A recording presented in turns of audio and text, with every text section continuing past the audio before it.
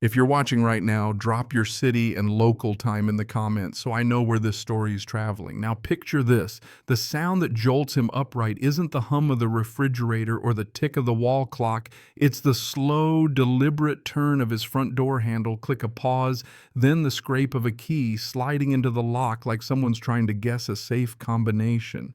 He sets his coffee down, pulse rising.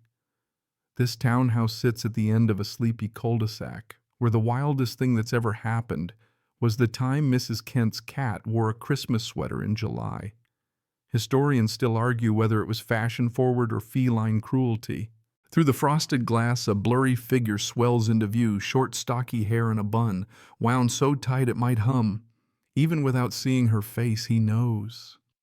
Mrs. Dalton, HOA president, neighborhood busybody, and the unofficial inspector of welcome mats. There's been a rumor for years that she's kept a master key for emergency inspections. Most thought it was urban legend, like alligators in sewers. Not today. Almost there, she mutters lock, giving a soft metallic click. Mrs. Dalton. His voice comes sharper than intended. The turning stops. Door cracks open 2 inches, her face squeezed into a mask of polite surprise. "Oh, I was just checking your door security HOA safety protocol," she says, smile stretched like taffy. "With your own key." His tone stays flat. Her eyes flick past him into the living room. "There have been incidents. Just making sure everyone's safe." From upstairs, quick footsteps. Caleb, his son, appears at the landing, hair like he'd fought a pillow and lost. "Dad, who's at the door?" There's that edge in his voice, thinking already. Mrs. Dalton softens her expression, artificially sweet. "Hello there, young man, just helping your dad." Caleb stops beside him, gaze fixed on the brass key in her fingers. "What happens if you use that key when nobody's home?" he asks calmly. Her mouth opens, closes. He catches the faint grin on Caleb's face. Last time Caleb wore that look, squirrels learned to fear the tomato patch thanks to a motion sensor sprinkler. Mrs. Dalton shifts, uncomfortable, and backs away. "Other homes to check," she says, moving briskly down the path. Caleb doesn't even wait for the latch to click. She's going to do it again. They step into the kitchen. Caleb pulls out a notebook, flips to a blank page, sketches the entryway, points to a corner shelf camera here. Then a big rectangle labeled trap. Not dangerous, just memorable. By mid-afternoon, he's hauling a battery-powered air horn fishing line and the unused wireless door cam from the garage. Fishing line ties the horn to the inside handle, door opens more than 2 inches. Bam! Instant noise and video evidence. They test it twice, both jumping at the blare. The trap's ready by evening and all that's left is to wait. The next morning, he heads to work, and Caleb holds the Fort cereal spoon in one hand, phone in the other. At 10:02, a text lands. "She's here." He opens the live feed. There she is, scanning the cul-de-sac like a raccoon that pays dues, then sliding the brass key into the lock with magician-level confidence. The door gives that 2-inch mercy gap, and the air horn detonates like caffeine with a megaphone. Mrs. Dalton rockets backward, handbag cartwheeling papers, fluttering across the porch like migrating receipts, and a sound that can only be spelled "ah" launches into the morning. Mr. Consincade steps out next door, coffee mug raised like a referee's flag. "Everything all right, Karen?" He calls, voice as innocent as a fox at a chicken seminar. She straightens, pink-cheeked. "Perfectly fine, malfunctioning door alarm," she declares, as if the door woke up and chose violence. Historians still argue whether air horns were invented for maritime safety or for moments exactly like this. Caleb mutes the horn, rewinds, and checks angles. The footage is crisp. The mic even catches the tiny clack of keys on concrete. He adds timestamps, labels, and a slow-mo replay because artist. Then he waits. She doesn't try the key again that morning, but she isn't done either. By noon, the cicadas rev like tiny motorcycles, and she returns no vice president, just that clipboard that could stop a train by quoting page numbers. She doesn't knock. She bends, tucks a folded paper under the doormat, takes a photo like a nature journalist documenting a wild shoe, and pivots away with the satisfied nod of someone who believes punctuation can issue fines. Caleb, still in pajama pants, whispers to the live feed like a sportscaster, and she plants the flag, 3 jokes in, and it's barely lunchtime. He's on a roll. The birdhouse. Yes, the birdhouse watches all of it from the porch rail. Yesterday, between lunch and inventing new ways to outwit adults, he mounted a tiny lens inside, wired to storage field of view wide enough to catch the mat the path in most neighborhood theatrics.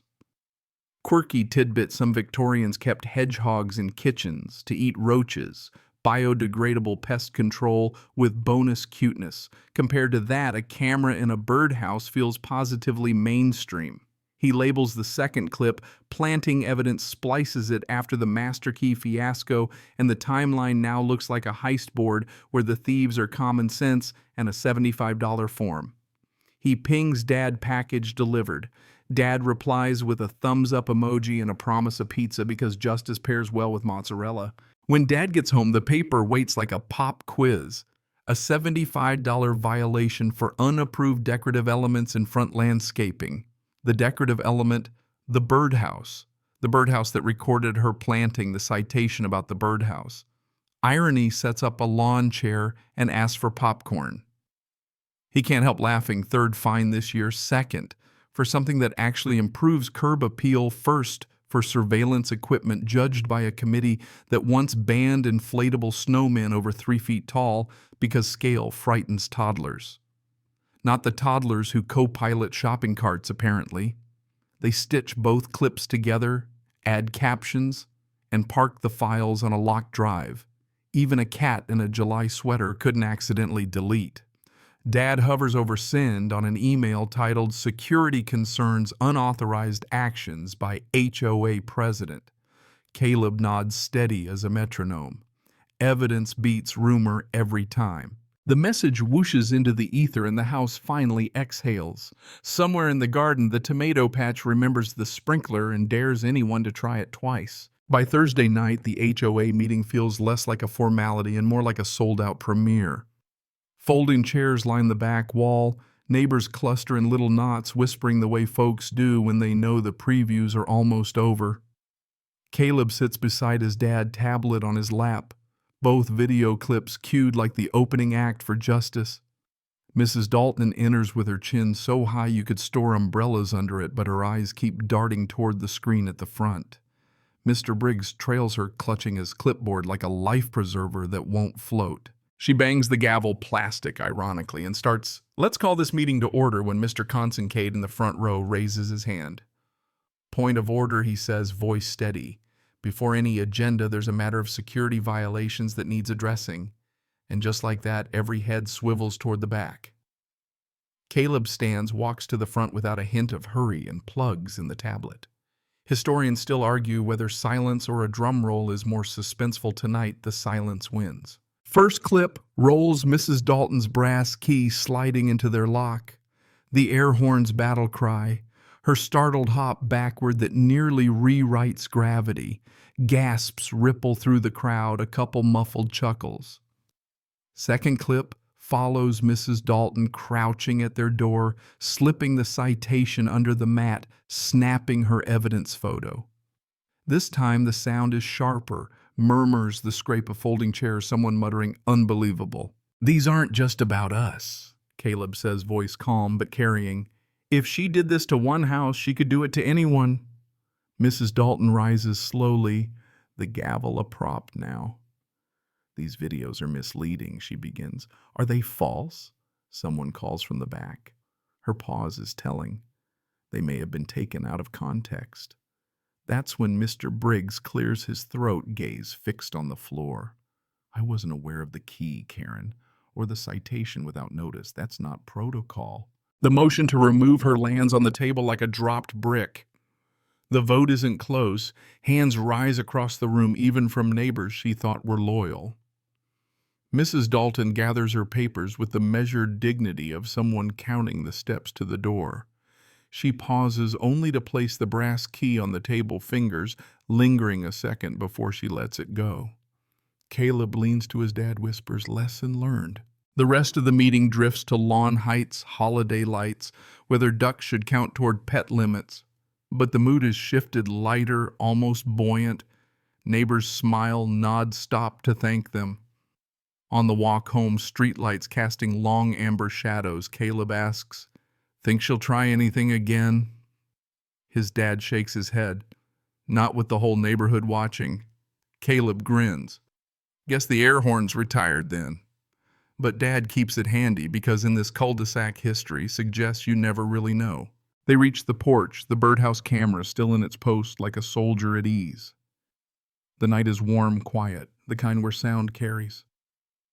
Somewhere a sprinkler ticks to life, a cat prowls under the hedge, and inside the tomato patch dreams of next season's defenses. The wind down. And here's where the pace softens, where words stretch just enough to fill the air between heartbeats.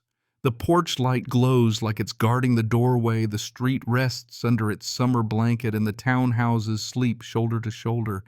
The brass key, now on a table in a meeting room, lies silent, its tiny teeth no longer prying at locks but tucked away in memory.